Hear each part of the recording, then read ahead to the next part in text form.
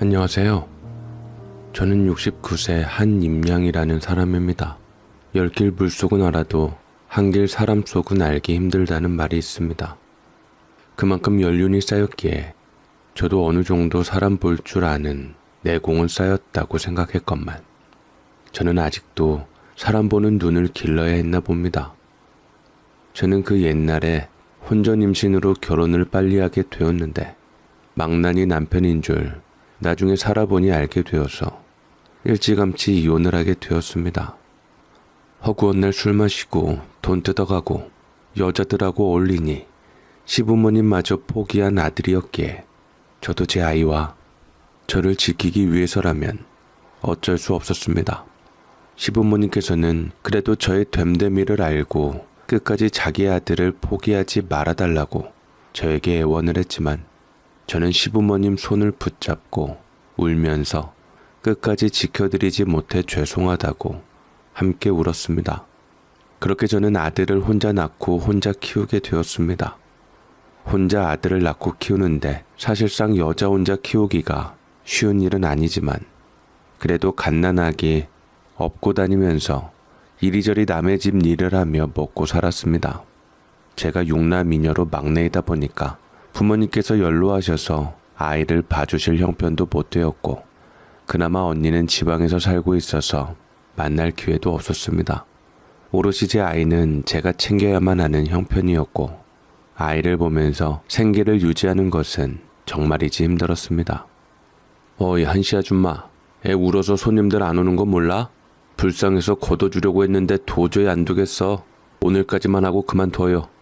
사장님, 제가 아이 잘 달래볼게요. 저 이대로 나가면 일자리 구하기 쉽지 않다는 거 아시잖아요. 그래도 어째 우리 장사 말아먹게 생겼는데 아니 아이가 어쩌면 그렇게 하루 종일 울어대요? 나도 아이 키워봤지만 저렇게 울고 떼쓰는 애는 처음 봤어. 미안하지만 우리도 살아야 해서 나가는 게 좋을 것 같아요.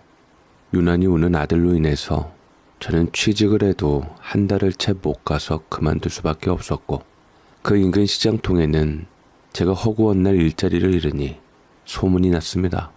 야속하게도 내 사랑하는 아들은 엄마 등에 업힌 것이 불편하고 힘들었던지 유달리 많이 울고 칭얼거렸는데 그런 아들이 원망스럽기도 했지만 그래 애가 알면 뭐 얼마나 알겠냐. 다 이 어미가 부족하고 못난 탓이지 하며 아이를 안고 같이 오열하는 것도 여러 번이었습니다. 그래도 나는 아들의 엄마였기에 악착같이 이를 악물고 살아야 했고 버텨야만 했습니다. 그러던 어느 날 일하는 식당에서 어느 남자가 저를 오래 봐왔다며 다가오기 시작했습니다. 인근 지역에서 회사를 다니고 있었던 사람이었는데 사람이 멀끔하고 괜찮은 사람이었어요. 하도 아이 때문에 식당을 쫓겨나 옮겨 다니니 가는 곳마다 저를 봤던지 안쓰럽게 보는 듯 했습니다. 끝나고 시간 되면 저랑 같이 식사나 해요. 저 이상한 사람 아니고 사실 여기저기서 많이 뵈서 한 번쯤 이야기 나누고 싶었거든요. 죄송합니다만 저는 낯선 사람이랑 밥 먹지 않습니다. 아이를 챙겨야 해서요. 마음만 받겠습니다. 행여나 저 혼자 애 키운다고 무시하고 얕보고 어떻게 해보려는 남자들이 가끔 제게 다가오는 것을 알고 있었습니다. 그래서 이 사람도 당연히 그런 줄 알고 정중하게 대쳤고 제가 혼자 산다고 결코 쉬운 사람이 아니고 제발 저한테 다가오지 않았으면 하는 바람에 밀어냈습니다. 당장 한푼이 아쉽고 힘들더라도 적어도 자식에게 부끄러운 엄마로 살고 싶지 않았습니다. 제가 단칼에 거절하자 그 사람은 더 이상 제게 뭐라 하지 않고 알겠다며 뜻을 받아들였고 마음을 놓았죠. 그러던 어느 날 밤에 아이가 심하게 열이 나는 일이 생겨났습니다. 이마에 손을 대보니 머리가 뜨끈뜨끈했어요. 저는 예산일이 아니다 싶어 얼른 옷을 챙겨 입고 아이를 안고 가려는데 택시도 안 잡히고 답답하기만 했습니다. 저는 발을 동동 구르며 아이를 안고 뛰었는데 그때 그 사람이 차를 제 앞에 세워서는 얼른 타라고 했지요. 저는 어쩔까 하다가 일단 자존심이고 뭐고 다 내려놓고 아이를 안고 급한 대로 탔습니다. 그 남자는 아이의 상태를 보면서 재빨리 병원으로 데려갔고 폐렴이라고 하더라고요. 저는 작은 아이가 얼마나 고통스러웠을까. 아이를 붙잡고 울었고 그 사람은 제 곁에서 괜찮을 거라며 위로해 주었습니다. 다행히 아이는 입원하게 되었는데 돈이 없던 와중에 그것마저 그 사람이 내주었어요. 저는 너무나도 은인 같은 그 사람이 고마워 몇 번이나 우리 아이 도와줘서 고맙다고 머리를 조아렸고 그 사람은 괜찮다고 했습니다. 그 주변에 살고 있는지 몰랐어요. 저도 퇴근하고 부모님 댁에 있는 제 아이들 데리러 가고 있었는데 그래도 임양 씨를 만나서 정말 다행이에요. 애 이름이 준우라고 했지요? 네, 준우요. 제 아이들 이름도 준자 돌림이거든요. 준이, 준영, 뭔가 인연이 있는 것 같아서요. 남자는 나지막히 미소를 지었고 저는 어쩌면 이 사람이 나쁜 사람이 아니라 정말 저를 불쌍히 여기고 안타까운 마음에 도와주려고 했구나. 그 진심을 알게 되었습니다. 그렇게 그 사람 덕에 아이의 병원비를 해결했고 생각보다 금액이 상당했기에 저는 곧 갚는다고 그 사람한테 빚을 지게 되었습니다. 하지만 그 사람은 괜찮다며 여러 번 사양했고 제게 동정심인지 관심인지 같이 식사를 하자고 했고 차를 마시자고 하며 살아온 이야기를 서로 주고받았습니다. 그 사람은 아이 둘을 낳고 부인과 5년 전에 사별을 했더라고요. 너무나도 사랑하는 부인이었기에 죽지 못해 살았지만 그래도 아이들을 위해서 버틸 수밖에 없었다고 합니다. 늘 그렇듯 여자의 걱정은 자식이지요. 그 사람 부인도 자식들을 위해서 행복하게 해달라는 유언을 남겼고 자기가 무너지면 자식들 또한 무너지는 것을 알기에 이 악물고 열심히 최선을 다해서 이 시간까지 살았다고 했습니다. 그리고 저를 만났는데 아이를 업고 악착같이 살려는 모습이 흡사 자기 모습과 비슷해서 시선이 가게 되었고 함께 만나서 얘기도 나누고 싶어서 식사를 같이 하자고 했다고 했습니다. 저는 그 말을 듣고 고개를 끄덕였고 그 사람의 마음을 이해할 수가 있었습니다. 그 사람에게 마음도 돈도 빚을 졌지만 별로 받을 마음이 없는 것 같았습니다. 제가 조금씩 돈을 모아서 그 사람한테 가져다 주었는데 그 사람은 그것을 제게 나중에 아이 위해서 쓰라고 주고 도리어 제게 밥을 사주며 함께 이야기를 나눴지요. 그 후로 급속도로 우리는 가까워지게 되었습니다. 서로 아이를 키우는 입장으로 아버지 어머니가 만나 자식에 대한 이야기도 하고 사람 사는 이야기를 쉴 새 없이 떠들며 저도 우울감에서 벗어나는 것 같았고 아무리 힘들어도 좀 더 긍정적인 마음으로 살아갈 수 있었습니다. 그러다가 저는 그 사람과 마음이 통해 재혼을 결정하게 되었죠.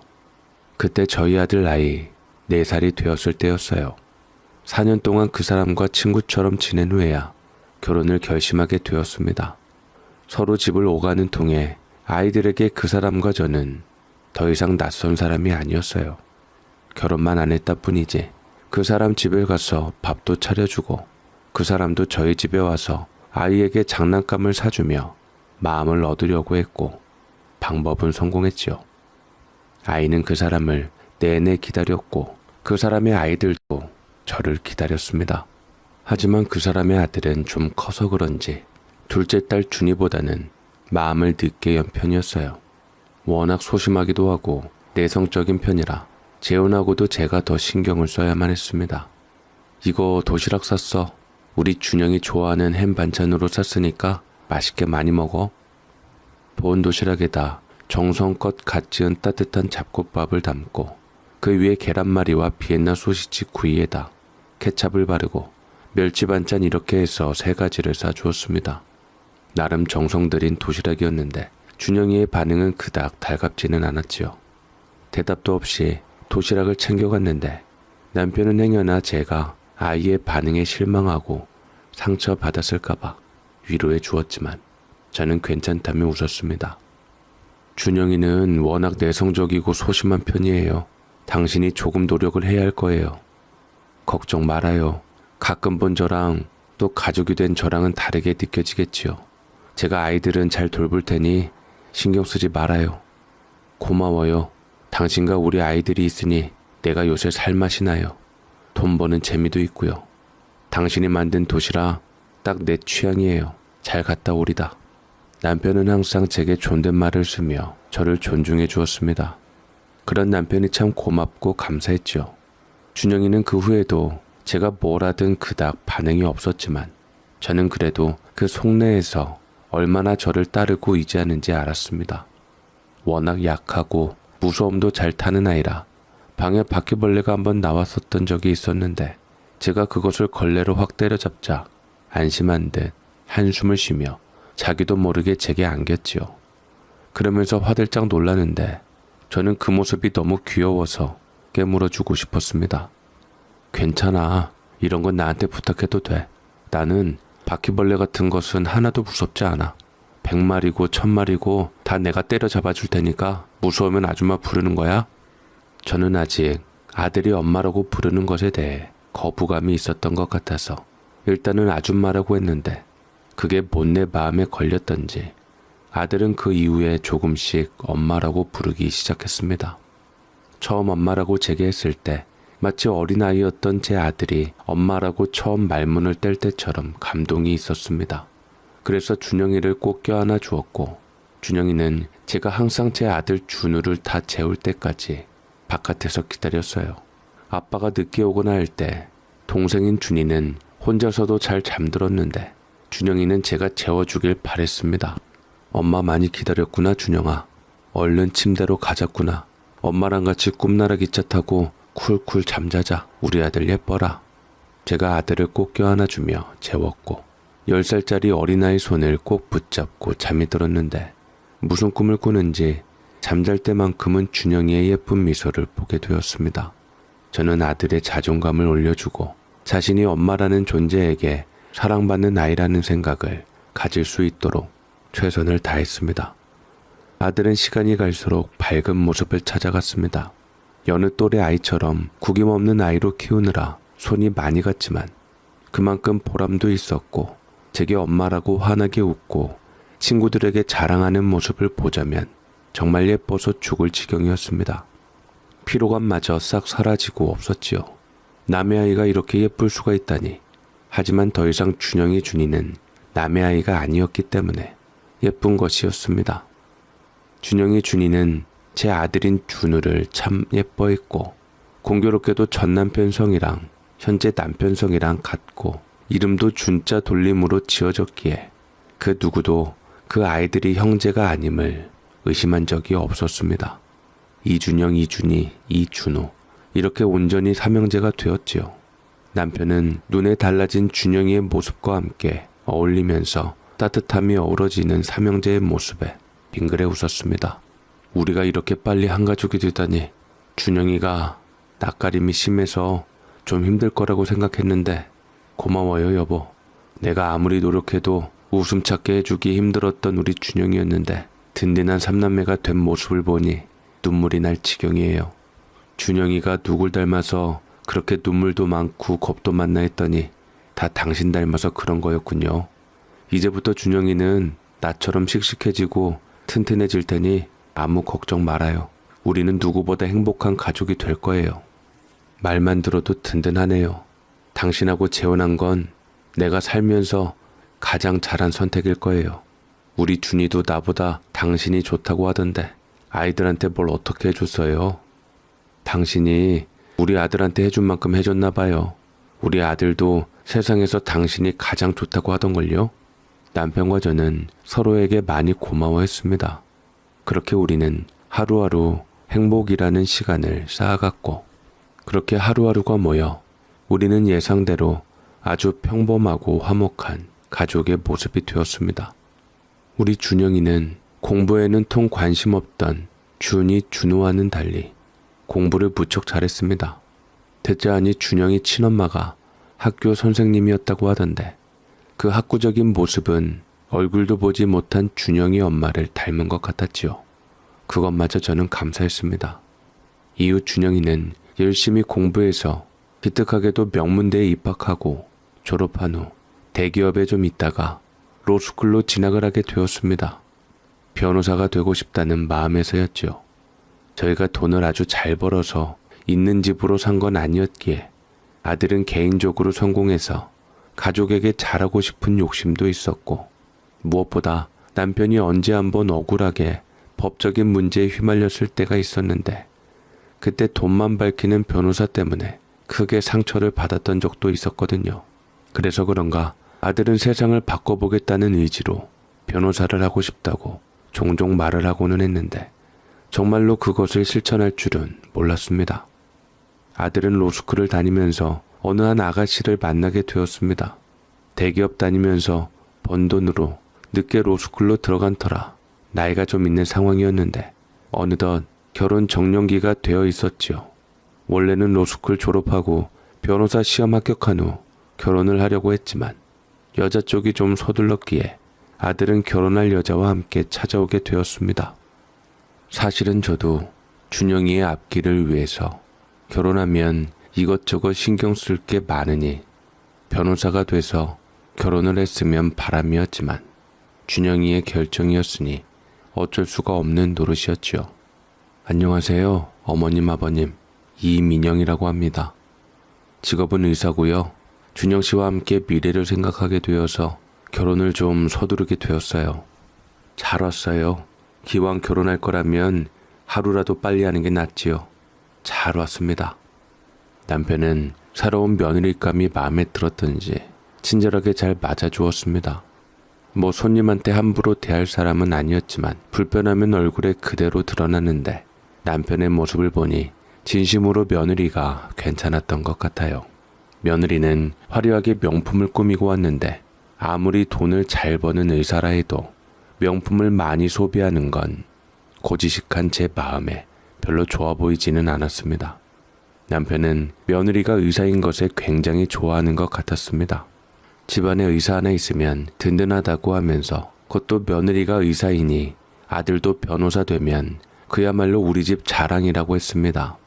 남편에게 그런 면이 있는 줄은 모르겠지만 어찌되었든 자식에게 사회적 위치가 있으면 좋으니 남편의 기쁨을 속되다고 말하기는 그랬지만 저는 그래도 마음을 더 봤으면 했고 맘 같아서는 준영이가 여러 사람들을 만나보고 결정했으면 좋겠다 했지만 연애 경험도 없는 녀석이 단 한 번의 여자친구의 만남으로 코가 꿰었다는 것이 좀 착잡하기는 했지요. 그러자 막내 준우가 그런 모습을 보고 재밌다고 웃더라고요. 엄마, 그러다가 진짜 무서운 시어머니 되는 거 아니야? 아이고, 나도 며느리 될 사람 잘 골라가지고 가야겠네. 우리 엄마 기준을 통과하기가 쉽지 않을 것 같아. 엄마는 그냥 너랑 잘 어울리고 마음 맞는 현명한 여자면 돼. 그런데 요새 그런 사람 찾는 게 쉽지는 않더구나.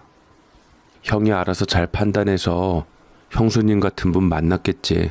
엄청 예쁘시던데? 거기다 의사이고 집안도 좋고 뭐가 문제인 건데? 나도 형수님 같은 여자 만나서 결혼하고 싶다. 준우는 예비 며느리 편을 들었고 저는 준영이 걱정에 한숨을 내쉬었습니다. 왠지 모르게 결혼할 때부터 그리 좋은 감정이 안 든 건 왜였는지 모르겠습니다. 일종의 여자의 육감이나 예감이 발동되었기 때문이었겠죠. 실질적으로 해결하지 못하는 이 육감은 참으로 불안감만 조성하고 쓸데없는 능력이었습니다. 상견례는 다행히 무사히 마치고 준영이는 그 의사랑 결혼하게 되었습니다. 아들하고 동갑내기인지라 32살이었고 요즘 같은 시대에 그리 서두를 나이는 아니라고 생각했지만 여자 입장에서는 30 넘었다는 것이 좀 그랬나 봅니다.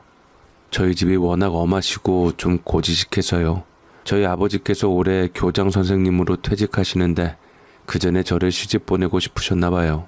교육자답게 워낙 바르게 자식들 교육시키신 분이라서 제가 부모님 말을 어기기가 쉽지 않았어요. 기왕 이렇게 된 거 우리 준영이 공부할 때까지 잘 좀 부탁드려요. 준영이가 변호사 되면 다들 얼마나 좋아요. 노력한 거 그래도 결실을 맺어야지 현명하게 잘 판단할 거라 믿어요. 제가 알아서 공부 방해되지 않게 집안일에 신경 쓰지 않도록 하겠습니다. 며느리는 조신하게 딱 잘라 말을 했고 그런 아싸란 며느리의 모습은 나쁘지 않았습니다.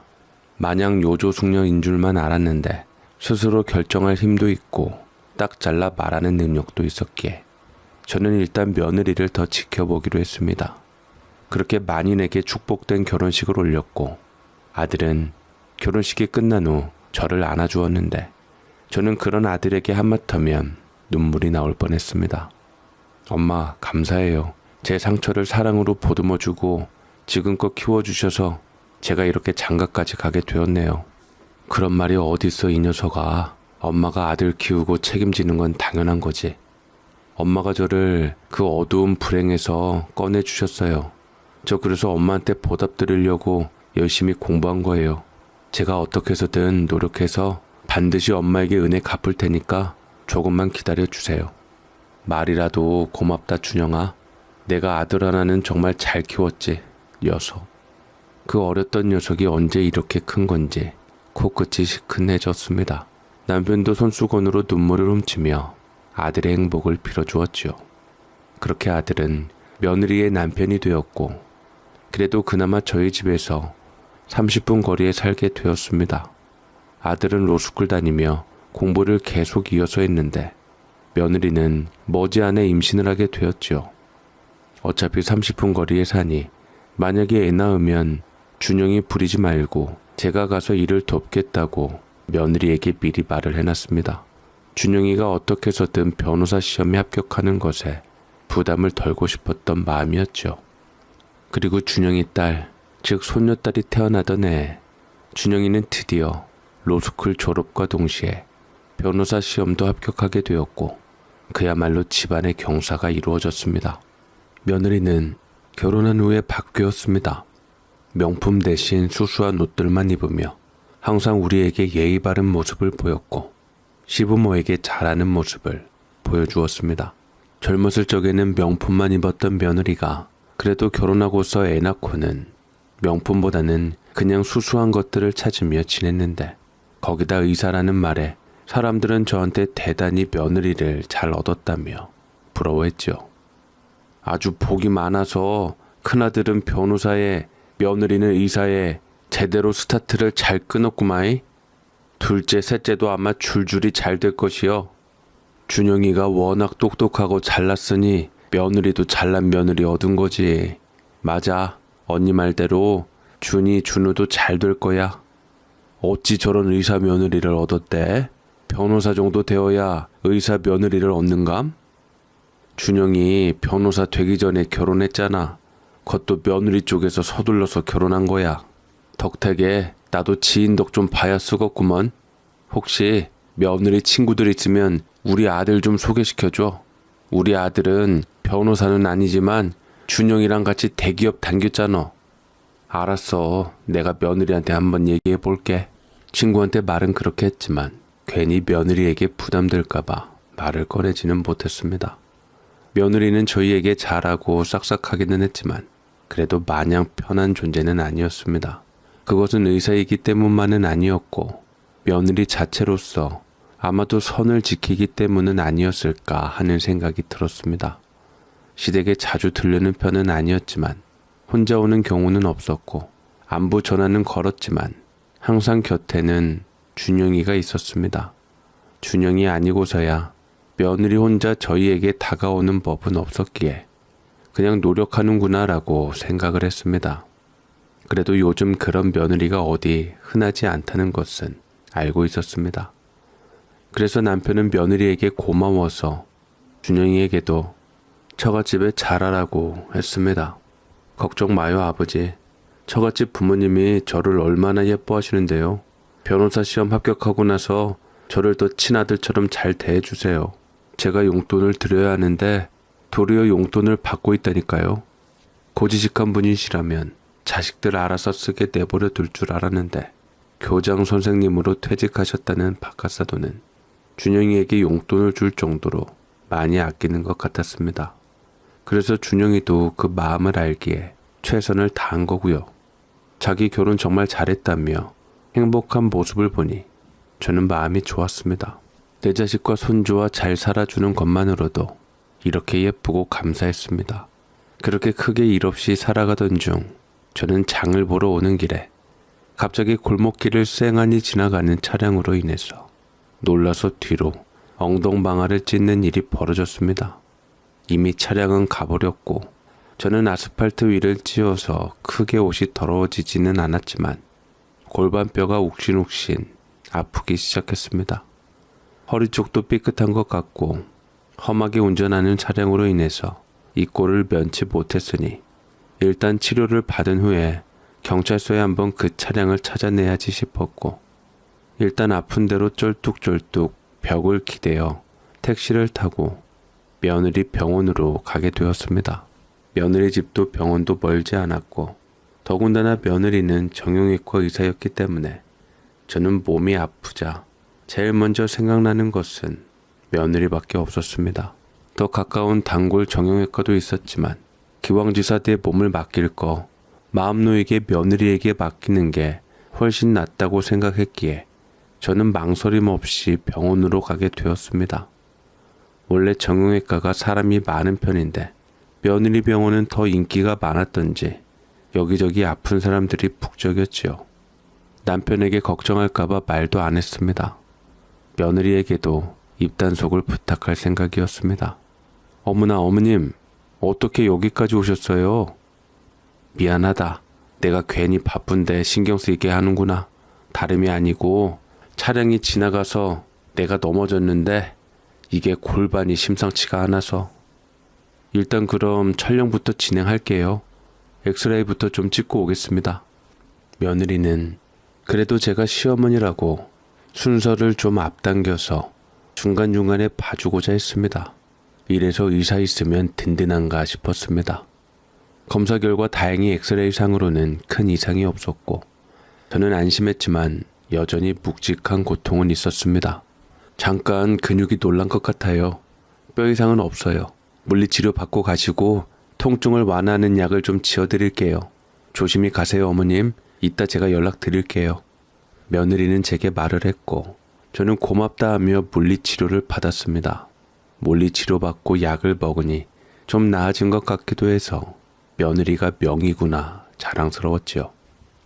오래 기다리지 않고 보았기에 고맙기도 하고 괜히 입장만 난감하게 한 건 아닌가 걱정도 되어서 저는 점심 식사 도시락을 넉넉하게 잔뜩 주문을 했습니다. 점심시간에 맞춰서 며느리의 정형외과에 가져다 주라고 했지요.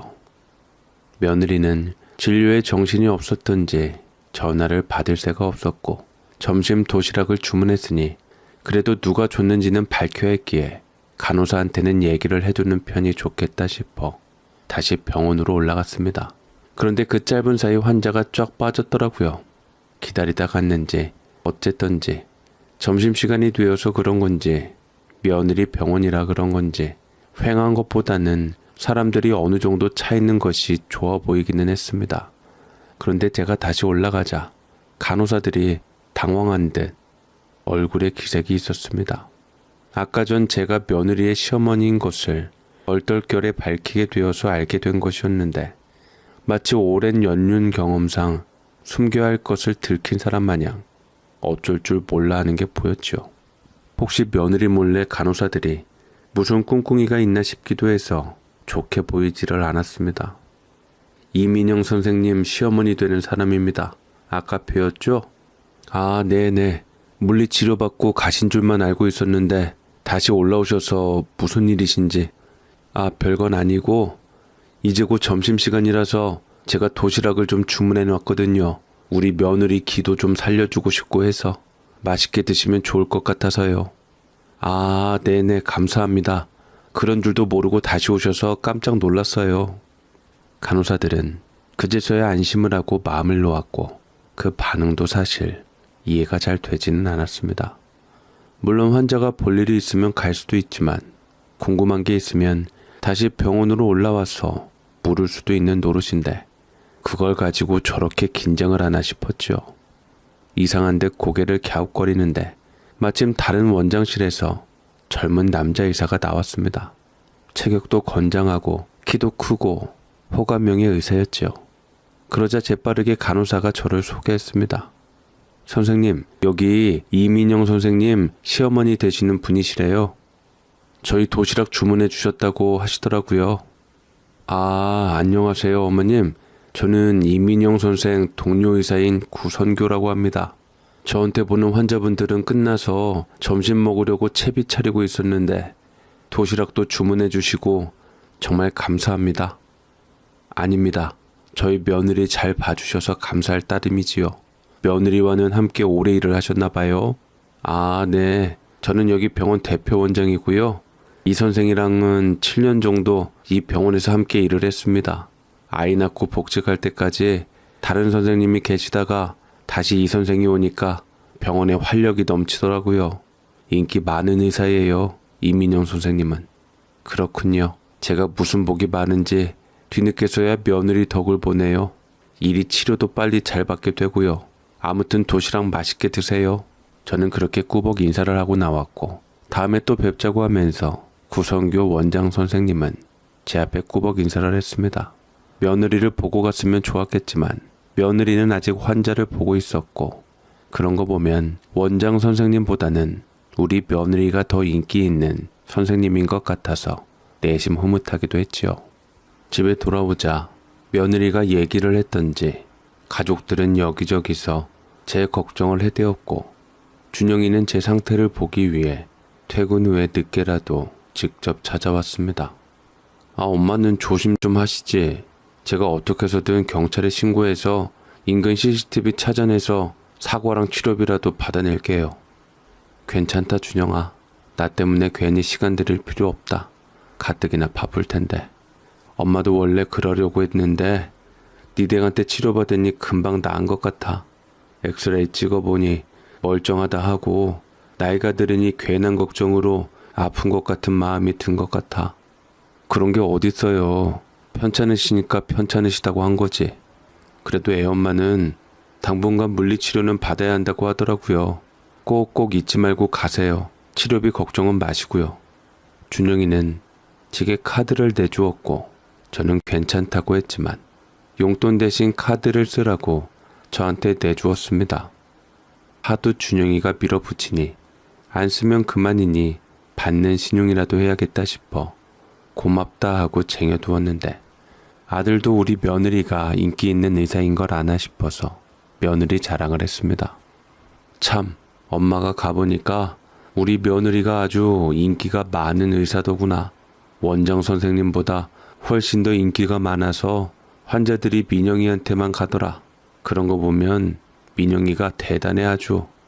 애 키우랴 남편 내조하랴 실력 있는 의사일까지 하다니. 그러자 기분 탓이었는지 순식간에 아들 얼굴이 굳어진 것 같았습니다. 아들은 이내 표정을 풀고 제게 되려 물었습니다. 아, 거기 원장 선생님 보셨어요? 몸도 좋으시고 참 잘생기셨죠, 원장 선생님? 그래, 사람이 참 다정하고 좋으시더구나. 나이가 젊어 보이던데 네 또래 되려나? 그 나이에 벌써 병원도 개업하고 최신 기계들도 많던데 돈이 많은 모양이야. 다 부인이 차려줬지요. 돈 많은 여자와 결혼을 해서 집안이 빵빵하거든요. 원장 선생님이 젊어 보여도 저보다 10살이나 더 많아요. 아이고, 그래? 그럼 지금 40이 넘었어? 그런데 그렇게 사람이 젊어? 아주 관리를 잘한 모양이구나.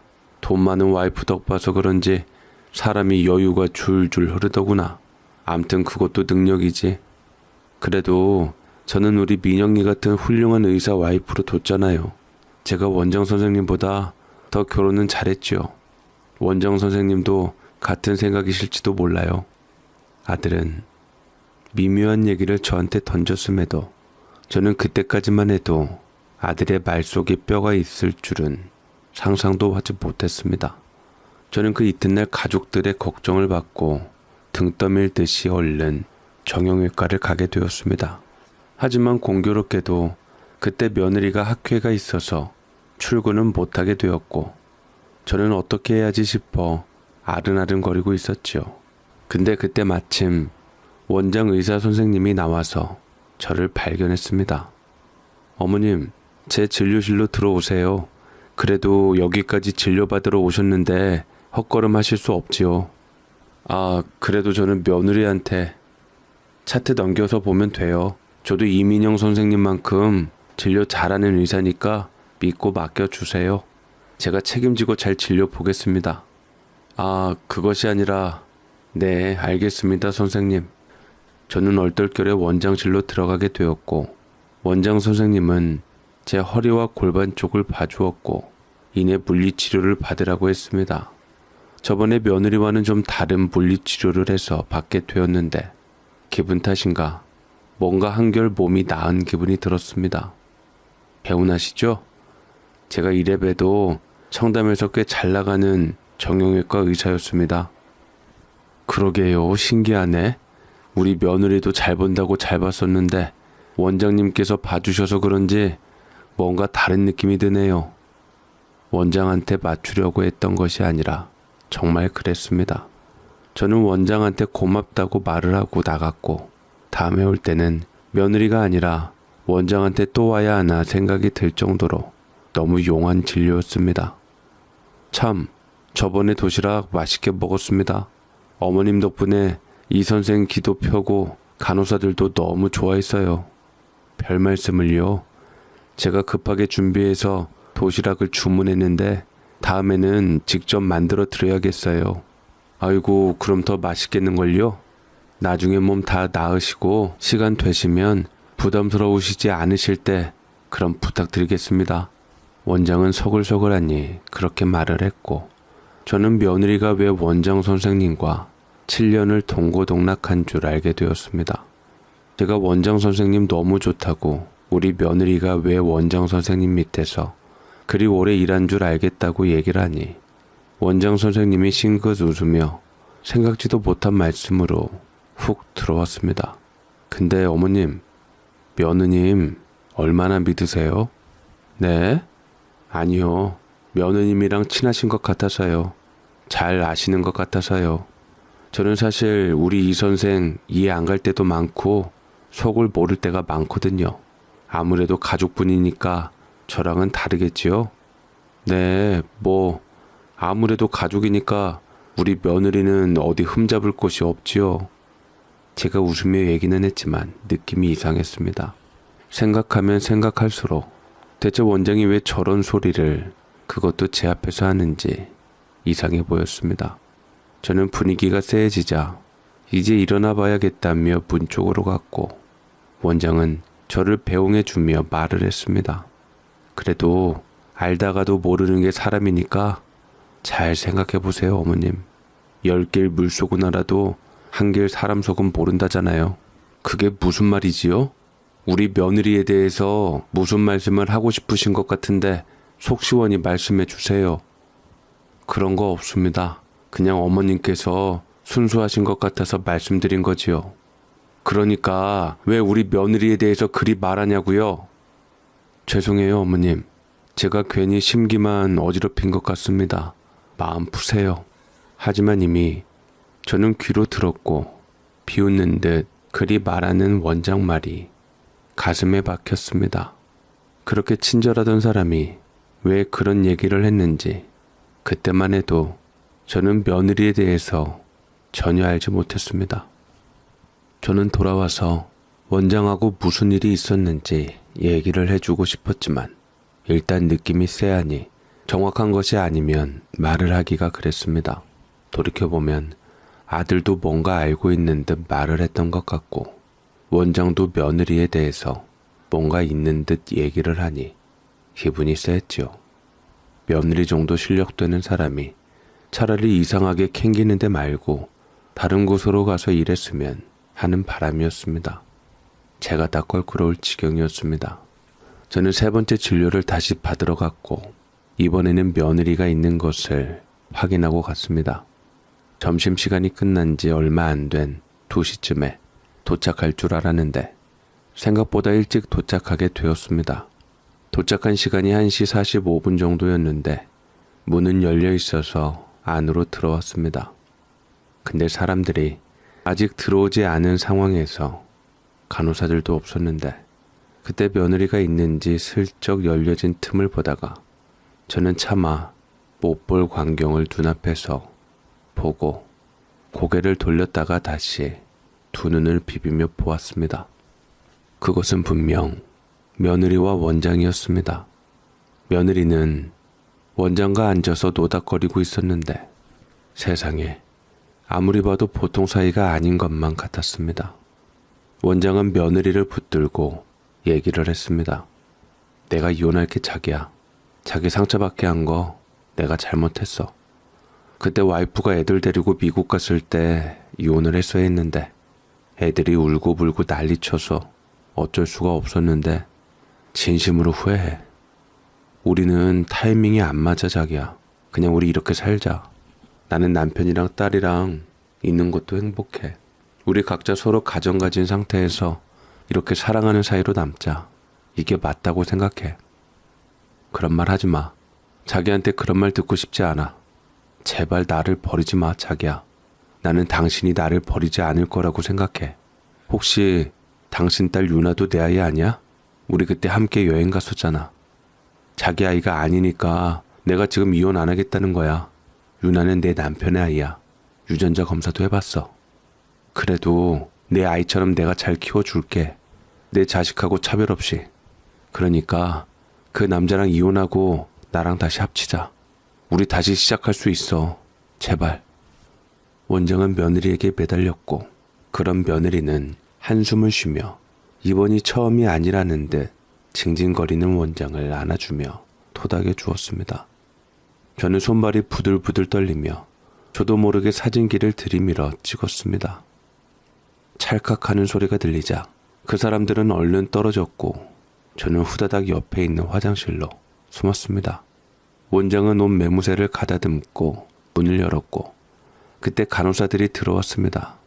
원장은 화가 난 듯 소리를 쳤지요.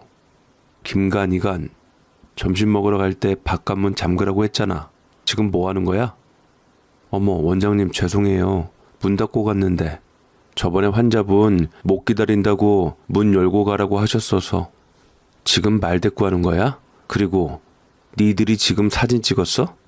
무슨 소리예요? 원장님 저희 지금 방금 올라왔어요. 보셨잖아요. 보긴 뭘 봐.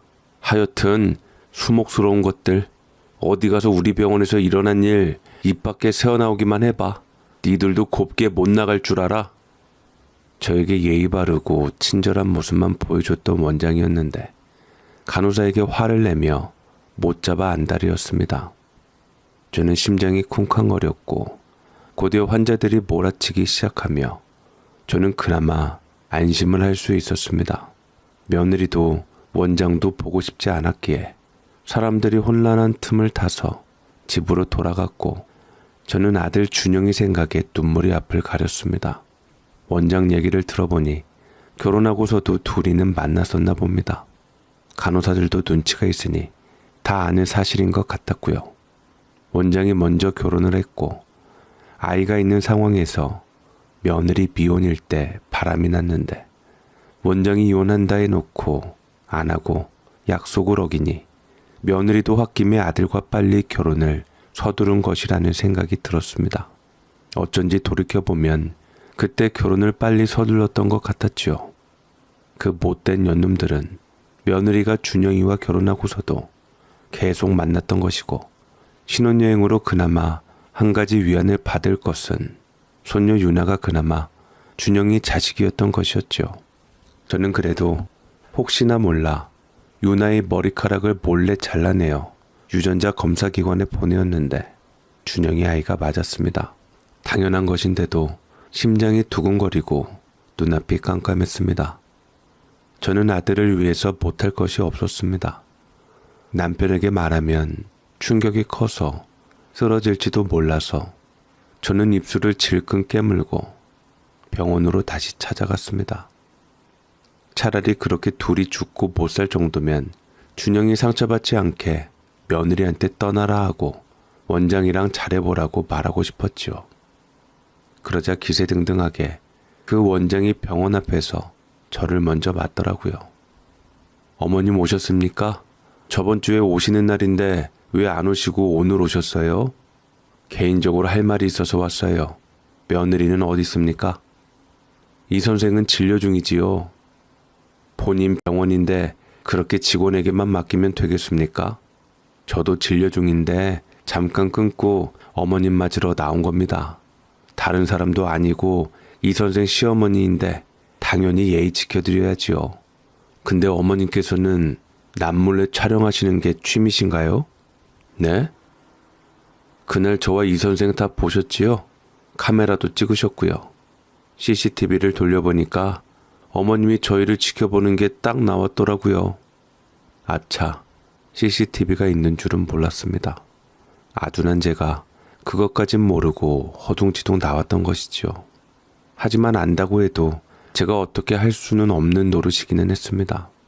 원장은 비릿하게 웃으며 자기 핸드폰에 있는 사진이랑 바람난 증거들을 다 제게 보여주었습니다. 그렇게 찍으실 필요까진 없는데 보여달라고 했으면 제가 친절하게 보여드렸을 텐데 말이지요.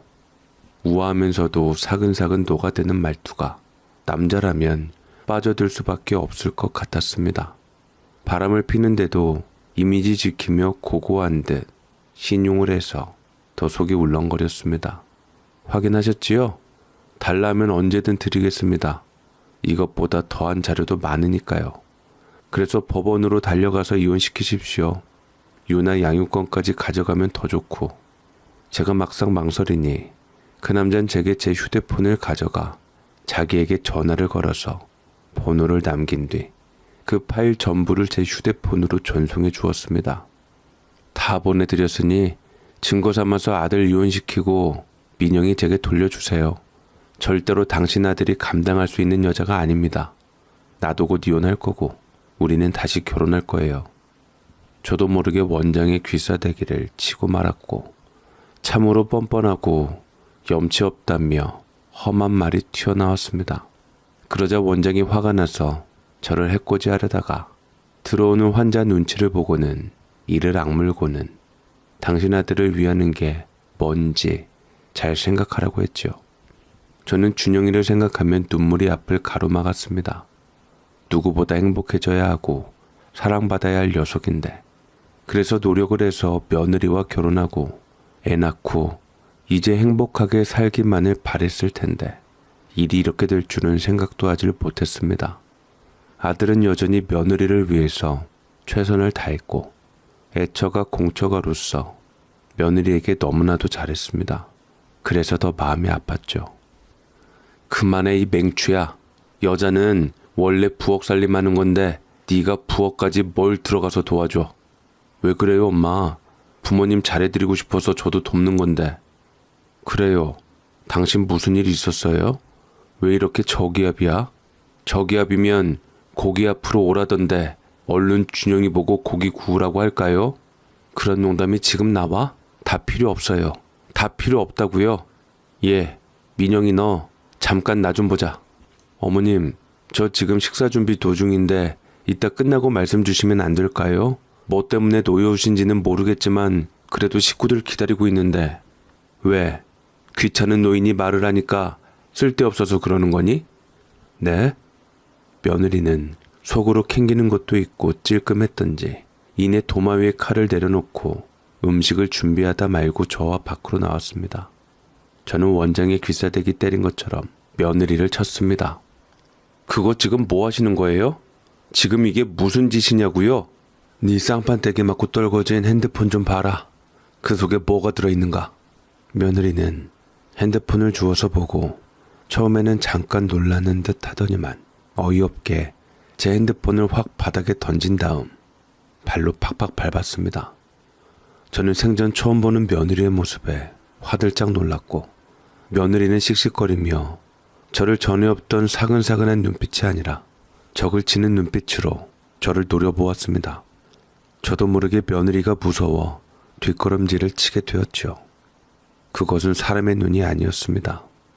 너 지금 뭐하는 짓이냐? 뭐하는 짓이긴요? 어머니가 증거 내밀길래 증거 없앴지요. 원장님이 주시던가요? 나랑 준영이랑 이혼시키라고요? 너 정말 눈에 뵈는 게 없구나. 그래, 너 같은 게 우리 준영이 옆에 있는 모습은 아니다. 어떻게 네가 다른 남자를 두고서 우리 준영이랑 살 수가 있단 말이냐? 유나한테 미안하지도 않아? 나는 내 가정 지킬 거야. 나는 이혼할 마음이 없고요. 원장이 뭐라 한들 절대로 이혼 안 한다고요. 그럼 정리를 해야지. 언제까지 두 손에 떡을 쥐고 있을 거야? 그렇게 네가 가정을 지키고 싶으면 원장을 정리해야 하는 거 아니냐? 준영이한테 들키면 다 상처가 될 텐데. 그 자식이 안 놔주는 걸 어떡하라고. 그 원장이 눈에 뵈는 게 없는지 결혼하고서 직장 그만두고 나가려고 했더니만 어머님한테 준 거 다 제가 아는 지인한테 뿌리겠다고 하고 저를 들었다 놨다 하는데 나라고 안 괴로울 줄 알아요? 근데 어머니까지 나서서 왜 저를 더 힘들게 하냐고요. 며느리 말로는 며느리도 그 남자가 약점을 주고 있기 때문에 억지로 만날 수밖에 없다고 하는데 그런 것 치고는 목소리가 참으로 해맑았습니다. 이혼 생각이 당장은 없는 것 같으나 제가 볼 때는 한번 그 남자가 약속을 어겼으니 완전하게 이혼을 한 후에야 준영이한테 이혼을 요구하지 않을까 생각이 들었지요. 제가 어머니께 경고하는데요. 준영 씨 마음 아프게 하지 마세요. 계모라서 그런 거라면 최소한의 인간적인 도의라는 게 있으니 그거라도 지켜주세요. 더 이상 저 불러내서 이러면 그때는 저도 가만 안 있습니다. 그렇게 며느리는 성질껏 다 부린 후 가버렸고 저는 며느리가 잔뜩 부숴놓은 핸드폰을 집어들었습니다. 완전히 다 산산조각이 날 정도로 박살이 났지만 그래도 요새는 워낙 기술이 좋으니 다시 살릴 수도 있다는 생각이 들었습니다.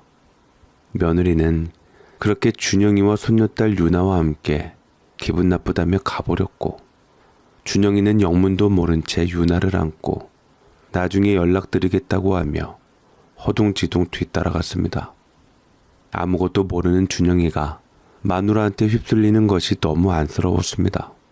그래서 저는 고민하다가 충격이 심하겠지만 그래도 많은 사람들이 알아야지 머리 맞대고 무슨 궁리가 나올까 싶어서 남편이랑 준이 준우한테 모두 며느리의 실체를 터뜨렸지요. 하지만 다들 처음에는 믿지 않았습니다. 그래서 증거를 보여줘야 하는데 핸드폰이 박살이 나서 보여줄 수가 없었고 이 또한 며느리의 짓이라고 했죠. 그러자 준우가 자기 핸드폰으로 어떻게 하더니 제 아이디로 로그인을 했다면서 엄마한테 전송이 되었다면 외장하드에 자동 저장이 되었을 거라고 말했습니다. 하도 제가 오래된 폰을 쓰다 보니 메모리가 없어서 사진을 지우다 보니 자동적으로 외장하드에 저장해 놓도록 한 것이었습니다. 그리고 준우는 외장하드를 확인하게 되었고 그것을 남편과 딸과 함께 보고서 그야말로 놀라서 뒤집어지게 되었습니다. 남편은 머리를 짚으며 비틀거렸고 저는 행여나 남편이 충격받아 쓰러질까 싶어서 조마조마했지만 그래도 쓰러질 정도는 아니었던지 다시 안간힘을 쓰며 버티었습니다. 준우야, 네 형 지금 다시 오라 그래라. 형수님도 같이 오라 그래요? 아니, 네 형만. 먼저 깨달아야지 지 부인이 어떤 사람인지를. 남편은 작심한 듯 맏형인 준영이를 부르라고 했고 준우가 연락을 했지만 준영이는 한동안 오지 않았습니다. 전화한 지 2시간이 되었는데도 오질 않자 다시 전화를 걸게 했는데 글쎄 이 애처가인 녀석이 자기 부인이 잠 못 이룬다고 그걸 옆에서 팔베개 가면서 토닥거려 잠들게 해주느라 늦게 왔다고 하더라고요. 남편은 준영이를 보며 억울했던지 펑펑 울었고 준이는 외장하드의 며느리 내용을 다 밝혔습니다. 준영이는 이내 사색이 되더니 부들부들 떨고서 도저히 더는 못 보겠다고 핸드폰을 내려놓았습니다. 볼 때마다 민영이 보는 눈이 꺼림칙하더니만 역시나 이런 사이였네요. 결혼하고서도 이놈을 계속 만났다니. 너 혹시 짐작하고 있었냐? 당연하죠. 제가 바보가 아닌데 어떻게 그걸 모르겠어요. 엄마 아버지 유나 태어난 날 제일 먼저 유전자 검사했던 사람이 저였어요. 그럴 리는 없겠지만 혹시나 싶어서. 너 근데 왜 민영이랑 결혼 서둘렀어? 그때는 제가 좋아하는 여자이기도 했고 저도 빨리 결혼하고 싶고 안정을 찾고 싶었어요. 근데 결혼 전부터 좀 마음에 걸리기는 했지만 다 오해라고 하기에 그런가 보다 했죠. 근데 나를 속였네요. 지금도 만나고 있었어요. 아들은 눈시울을 붉혔고 저는 그런 준영이의 손을 잡아주며 너는 아무 잘못 없다고 위로해 주었습니다. 그리고 그 증거 사진을 자기한테 달라고 하고 이런 얘기 가족들이랑 하는 게 부끄럽다며 자기 가정은 자기가 알아서 하겠다고 그렇게 집을 나갔습니다. 저는 그래도 아들이 그걸로 그냥 이혼하고 유나 양육권이랑 위자료, 양육비 정도 받을까 기다리고 있었는데 아들은 그것을 모두 처갓집에다 터뜨려버리고 말았지요. 엄마, 오빠 난리 났어. 그걸 내 이름으로 가입한 아이디로 동네 맘카페에다 그 사진들 다 올리고 사돈 어르신한테도 다 보냈대. 그리고 미국에 있는 그 원장 부인한테까지 다 보냈다고 하더라고. 뭐? 준영이가 아주 제대로 맘먹었구나. 형이 진짜 무서운 사람이라니까. 참을 때까지 참다가 도저히 못 참으면 아주 끝까지 탈탈 털어버리는데, 아유, 우리 형수님도 형한테 제대로 잘못 걸렸지. 그러게 잘못할 짓을 왜 해? 준이와 준우는 뿌린 대로 씨앗을 거둔다고 낄낄거렸고, 저는 그래도 행여나 그걸로 준영이한테 해코지가 오진 않을까 걱정이 들었습니다. 원장은 결국 병원 문을 닫아버리고 말았고, 병원 앞에는 도덕적으로 그릇된 행동의 결과가 참으로 낙서로 그대로 새겨져 있었습니다. 마치 주홍글 씨의 낙인처럼 말이지요. 소문으로 듣자니 미국에 있는 마누라한테 갔는데 마누라가 받아줄 일 만무했고 그대로 이혼당해서 다시 한국으로 돌아와 그렇게 며느리한테 집착하고 달라붙었다고 합니다. 며느리는 며느리대로 소문이 나서 어디에도 취직도 못하고 그대로 집에만 틀어박혀야 했고, 며느리 친정에서도 한바탕 뒤집어져서 고고하신 교장 선생님 친정아버지는 며느리와 의절을 했다고 했습니다. 어찌 보면 저희 가벼운 교통사고가 나비효과를 만들어 며느리와 원장의 인생을 아작났던 것에 일조를 했던 것이었죠. 이래서 돼지꾼은 못 산다고 했나 봅니다. 준영이는 그들 사이에 상종하기 싫어서 짐을 싸가지고 들어왔고 이제 완전히 다 끝냈다며 유나까지 다 데리고 왔습니다. 하지만 얼마 지나지 않아 며느리의 벨소리가 들렸는데요. 문을 두드리고 부수고 발로 차려는 기색으로 자기 딸 달라고 소리를 질렀고 그 와중에 모성애는 남달랐던지 양육권에 집착했습니다. 유나에게는 그래도 자기 엄마인지라 계속 엄마 보고 싶다고 준영이한테 엄마 문 열어달라기에 어쩔 수 없이 준영이는 문을 열어주었고 오자마자 며느리는 와락 유나를 껴안고 저희 집 식구들에게 악을 쳤습니다만 원망할 상대는 이 일의 모든 것을 알아낸 저였지요. 어머님, 저를 모함하는 것도 정도가 있지 어떻게 저한테 이럴 수가 있어요? 저 준영 씨랑 이혼하기 싫다고 했잖아요. 그 자식한테 사진을 빌미로 끌려다닌 거라고 분명히 얘기했는데 같은 여자로서 제 심정을 이해하기는커녕 어떻게 제 주변 모든 가족들한테 그럴 수가 있어요? 네가 먼저 속였잖니. 우리 앞에선 그렇게 조숙한 며느리인 척하더니 너란 애한테 질려서 더 이상 상종하고 싶지도 않구나. 내 살다 너처럼 악독하게 말하는 애는 처음 본다. 네가 진짜 의사가 맞냐? 의사 맞지요. 저 의사 면허 있고 이제까지 대한민국의 당당한 의사로서 환자들 돌보고 살아왔어요. 하지만 의사도 사람이고 감정이 있는 존재예요. 누구나 실수도 할 수 있는 건데 그것을 들춰내서 아예 사람을 모함하고 매장을 시켜요? 아니면 지금 계모라서 일부러 아들 이혼시키는 꼴 보고 싶어서 그래요? 계모? 내가 내 아들을 어떻게 키웠는데 네가 뭔데 나한테 계모라는 말로 들먹이냐? 그래, 나 계모다. 물론 내 배 아파 낳진 않았어도 준영이는 만나자마자 바로 내 아들이었어. 너야말로 유나 엄마 자격도 없는 인간이 어디서 나한테 함부로 계모 소리를 질러대? 유나가 좀 커서 너에 대해서 알면 당장 인연 끊겠다고 할걸? 그러기 전에 네가 먼저 사라지는 것도 좋지 않을까? 며느리는 부들부들 떨더니만 이내 천천히 무릎을 꿇고 바닥에 엎드려 준영이에게 사죄하며 두 손으로 빌었습니다. 그래, 다 인정할게. 다 내 잘못이야. 하지만 나한테 진짜 남자는 당신밖에 없어. 알잖아. 나는 우리 유나 꼭 화목한 가정에서 자라게 하고 싶었어. 그런데 자꾸 그 자식이 방해하고 달래도 계속 오기로 날 이혼시키려고 하고 나는 희생양일 뿐이라고. 그래도 당신이 상처받았다면 미안해. 정말 미안해. 결국 며느리는 울먹이며 자신의 잘못을 인정했습니다만 아들은 눈 깜짝하지 않고 더 이상 보지 말자고 했습니다. 준영이가 끝까지 마음을 돌리지 않자 며느리는 이미 이성을 잃은 듯 제게 달려들었고 준영이는 며느리의 손목을 덥석 잡은 뒤 그대로 밀어버렸습니다. 지 혼자 나가 떨어진 며느리는 유나를 잡고 다시 펑펑 울었습니다. 네가 감히 우리 엄마한테 못할 소리 한 것도 부족해 감히 엄마 머리카락 하나라도 스치려고 달려들어? 우리 어머니 훌륭한 분이야. 나를 이 시간까지 정성 들여 키워주시고 사람답게 키워주신 은인 같은 분을 네가 감히 계모 소리를 우는애? 못된 것. 유나도 네 밑에서 뭘 배우겠어? 악독한 것만 익히겠지. 네가 유나를 생각한다면 양육권도 포기하는 게 좋을 거야.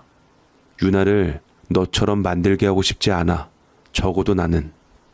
며느리는 그대로 주저앉아 버렸고 아들은 거의 절망을 한 며느리를 밀고 저희 집에서 나가버리게 했습니다. 그렇게 억지로 며느리를 내쫓고 우리는 다시 그야말로 평화가 찾아왔죠. 사실 제일 신경 쓰인 것이 유나였지만 유나는 이미 엄마의 마음을 아랑곳하지 않고 식구들이 모두 싫어하니 나도 싫어하겠다고 다짐한 아이였습니다. 그렇게 내리사랑으로 유나를 울부짖었던 며느리의 노력은 다 호사가 되었죠. 그나마 며느리에게 배울 점이라고는 그 모성이었는데 그것마저 유나가 알아주지 않음으로써 철저하게 부정당하게 되었습니다. 자식에게 외면당하는 벌, 수없이 많은 대가와 벌을 받았지만 제일 끔찍한 벌은 자식에게 부모 취급 못 받는 것이지요. 그래도 저는 잘 살아왔던지 우리 삼남매한테 더할 나위 없는 귀한 대접을 받고 살았습니다. 지금까지도 말이지요. 그렇게 아들의 결혼 생활은 막을 내렸습니다. 양육권이나 위자료도 모두 아들이 받아야 했습니다. 아들은 그렇게 며느리와 이혼의 아픔을 딛고 눈에 넣어도 아프지 않는 손주 유나를 위해 씩씩하게 살아갔습니다. 아들이 일을 했기에 손주 유나는 지금 현재 제가 보고 있습니다. 유나는 얼마나 똑똑한지 벌써 한글 다 떼고 영어도 다 알아서 술술 읽는 언어 영재적인 모습을 보이고 있네요. 부디 유나가 훌륭한 어른으로 자라줬으면 하는 게 제 가장 큰 바람입니다. 여러분, 예나 지금이나 세상엔 짐승이 사람의 탈을 쓰고 살아가는 경우가 있는 것 같습니다.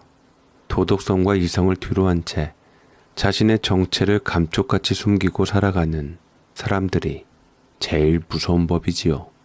여러분들도 항상 그런 사람들 조심하시고 언제나 건강하시길 바랍니다. 제 사연 읽어주셔서 감사합니다.